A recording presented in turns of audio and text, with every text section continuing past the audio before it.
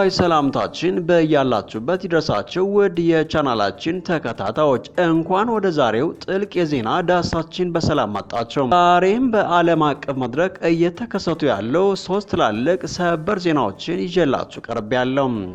በመጀመሪያ አፍሪካን ከኢሲያ ጋር ለማገናኘት የታቀደውና የዓለማችን ረጅሙ ድልድይ መገንባትን እንዲሁም ሁለት ዘመናዊ ከተሞችን ማካተቱን ይፋ የተደረገውን ታላቅ ፕሮጀክት እንቃኛለን።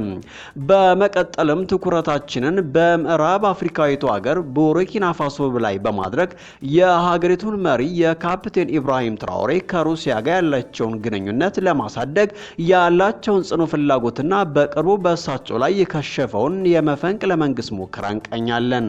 በመጨረሻም የአሜሪካው ፕሬዝዳንት ዶናልድ ትራምፕ ህገወጥ ስደተኞችን ከሀገር ለማስወጣት ያቀረቡትን አዲስ አወዛጋቢ እቅድ በተለይም ተጨማሪ የፖሊስ ኃይል ለማሰማራት እና ስደተኞችን በፈቃዳቸው እንዲወጡ ለማበረታታት ያሰቡትን ዝርዝር ሁኔታ እንቃኛለን። እነዚህና ሌሎች ተያያዥ ጉዳዮችን በጥልቀት የምንዳስስ ይሆናል። እስከ መጨረሻው አብራችሁ እንድትቆዩ በአክብሮት እንጋብዛለን።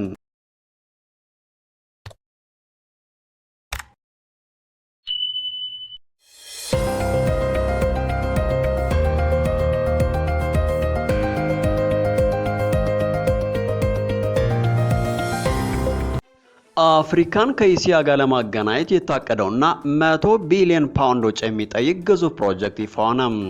ፕሮጀክቱ ሁለት አዲስ ከተሞችን መገንባትና የዓለማችን ረጅሙን ድልድይ መዘርጋትን እንደሚያካትት ተገልጿል።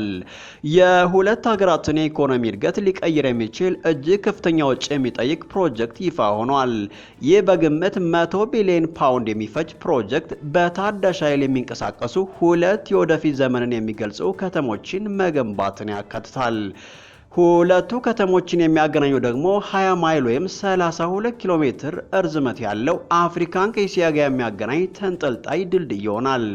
የዚህ ህልም አነሳሽ የኦሳማ ቢንላደን ወንድም ሼክ ታሪክ ቢንላደን መሆናቸው ተገልጿል። ሁለቱ ከተሞች በቅደም ተከተል በጅቡቲና በየመን የሚገነቡ ሲሆን ሼኩ እንዳሉት የዓለም ቅናት ይሆናል። የአፍሪካዋ ከተማ 2.5 ሚሊዮን ህዝብ ስታስተናግድ የመካከለኛው ምስራቅ አቻዋ ደግሞ 4.5 ሚሊዮን ህዝብ ይኖራታል። ዘላቂነት የፕሮጀክቱ ዋና ማጠንጠኛ ሲሆን ሁለቱም ከተሞች ሙሉ በሙሉ በአረንጓዴ ቴክኖሎጂ የሚገነቡና በታዳሽ ኃይል የሚንቀሳቀሱ ይሆናል።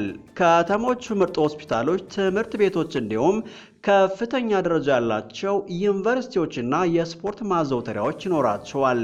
ፕሮጀክቱ ጅቡቲን የአፍሪካ ኤሲያ ቁልፍ መገናኛ በማድረግ ወደ ዋና ኢኮኖሚ ማዕከልነት ይቀይራታል ተብሎ ተስፋ ተደርጓል። የጅቡቲ የባህር በር መዳረሻ ኤርትራ ነጻ ከወጣች በኋላ ኢትዮጵያ ንግዷን በጅቡቲ ዋና ወደብ በኩል እንድታደርግ በማስገደድ ሀገሪቱ ቀደም ሲል ተጠቃሚ እንድትሆን አድርጓል። ቀንድ ድልድይ ተብሎ የተሰየመውና የቀይ ባህርን የሚያቋርጠው ይህ ድልድይ በቀን እስከ 100,000 ተሽከርካሪዎችን የሚያስተናግድ 6 የመኪና መንገዶች ይኖሩታል። በተመሳሳይ ጊዜ 4 የባቡር መስመሮች በቀን እስከ 50,000 መንገደኞችን ያጓጉዛል። የባብኤል መንደር የባህር ወሽመጥ እስከ 30 ሜትር ጥልቀት ያለው በመሆኑ ድልድዩን ለመደገፍ የሚገነቡት ምሰሶች 700 ሜትር ከፍታ ሊኖራቸው ይገባል።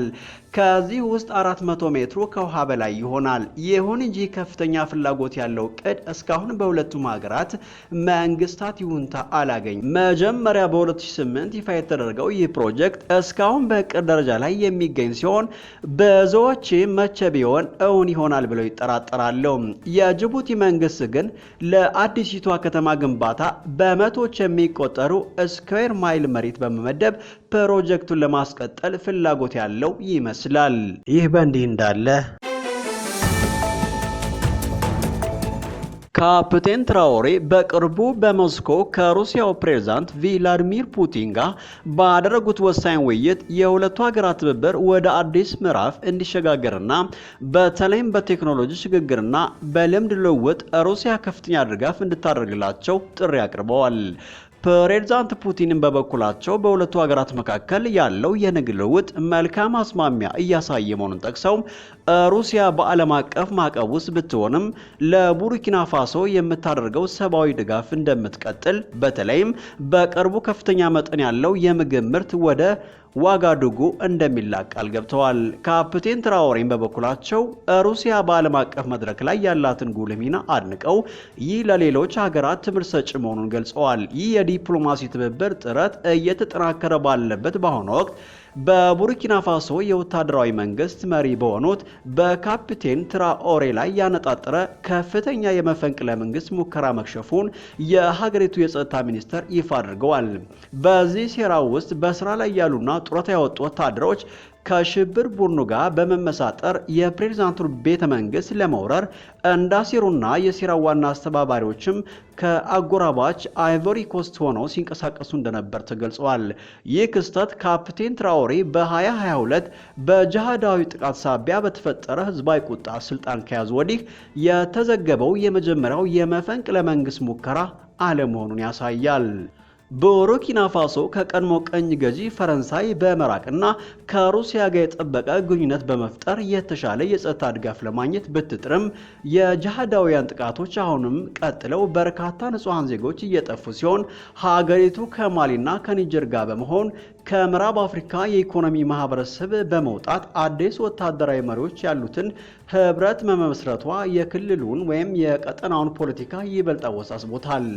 በዚሁ የሞስኮ ጉብኝታቸው ወቅት ካፕቴን ትራኦሬ ከሩሲያ ጋር ጥልቅ ወታደራዊ ሳይንሳዊ ትብብር እንዲኖር በድጋሚ የጠየቁ ሲሆን የሩሲያ ዘመናዊ የጦር መሳሪያዎችን በማድነቅ ሩሲያ የዩክሬን ጦርነት ውስጥ ብትሆን እውቀቷን እንድታካፍል ቡርኪና ፋሶ ወጣት ትውልዷን እንድታስተምርና በሀገሪቱ ያለውን ግጭት ለማስቆም እንድትረዳቸው ጥሪ አቅርበዋል። ፕሬዝዳንት ፑቲን ሩሲያ ቡርኪና ፋሶን ጽንፈኛ ቡድኖችን በመዋጋት እንደምትረዳና የኢኮኖሚ ትብብርም እንደምታጠናክር በድጋሚ አረጋግጠዋል። ስለዚህም ቡርኪና ፋሶ በአንድ በኩል ከሩሲያ ጋር ያላትን ግንኙነት በማጠናከር የጸጥታና የልማት ድጋፍ ለማድረግ ስትጥር፣ በሌላ በኩል ደግሞ ከባድ የውስጥ የጸጥታ ስጋቶችና የፖለቲካ አለመረጋጋቶች እያጋጠሟት ውስብስብ በሆነ የጂኦ ፖለቲካዊ መስተጋብር ውስጥ እንደምትገኝ መገንዘብ ይቻላል። በመጨረሻም የአሜሪካው ፕሬዝዳንት ዶናልድ ትራምፕ ህገወጥ ስደተኞችን ከሀገር ለማስወጣት የ20,000 ፖሊሶችን ድጋፍ ጠየቁም። ዶናልድ ትራምፕ የሀገር ውስጥ የደህንነት መስሪያ ቤት ሰነድ አልባ ስደተኞችን ለማስወጣት የሚወሰደውን እርምጃ ለማቀላጠፍ ቢያንስ ተጨማሪ 20,000 ፖሊሶች እንዲመደቡ ትዕዛዝ አስተላለፉ። መመሪያው የተላለፈው አርብ ዕለት ሲሆን አስተዳደሩ በፈቃዳቸው ወደ ሀገራቸው ለመመለስ የሚፈልጉትን ሰነድ አልባ ስደተኞችን ለማበረታታት የያዘ ዕቅድ አካል መሆኑ ተገልጿል። ትራምፕ በቪዲዮ ባስተላለፉት መልእክት አሜሪካን ለቆ መውጣት በተቻለ መጠን ቀላል ለማድረግ እየሰሩ መሆኑን ተናግረዋል። በፈቃዳቸው አሜሪካን ለቀው ለመውጣት የሚፈልጉ ሰነድ አልባ ስደተኞችን የአውሮፕላን ትኬት ወጪን የአሜሪካ የፌዴራል መንግስት የሚሸፍን ሲሆን ተጨማሪ ጉርሻ ለመስጠት ፕሬዝዳንታዊ ትዕዛዝ መተላለፉ ተገልጿል። ትዕዛዙ በሀገር ውስጥ የደህንነት መስሪያ ቤት ውስጥ የሰራተኞች ቁጥር መጨመሩ እንዴት በገንዘብ እንደሚደገፉ ያለው ነገር የለም። ህገወጥ ስደተኞችን በሚመለከት በቀጥታ እየሰራ የሚገኘው የኢሚግሬሽንና ጉምሩክ መስሪያ ቤት በአሁኑ ሰዓት ከ21,000 በላይ ሰራተኞች አሉት።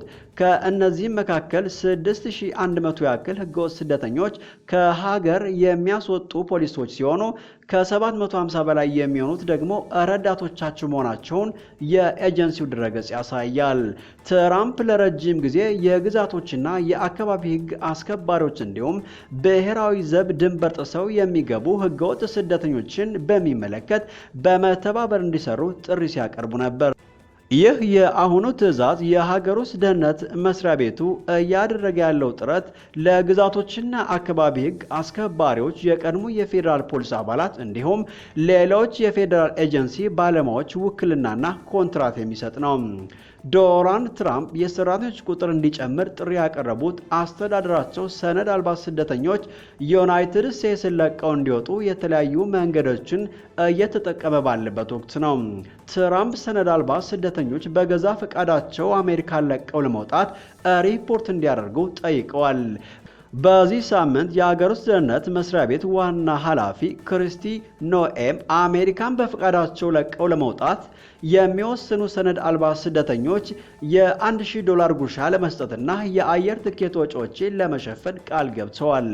ዶናልድ ትራምፕ ባለፈው ጥር ወደ ስልጣን ከተመለሱ ወዲህ አወዛጋቢውን በጦርነት ጊዜ ጥቅም ላይ የሚውለውን ሕግ ጨምሮ የተለያዩ ዘዴዎችን በመጠቀም ሕገወጥ ስደተኞችን ማሰርና ከሀገራቸው ማስወጣት ጀምረዋል።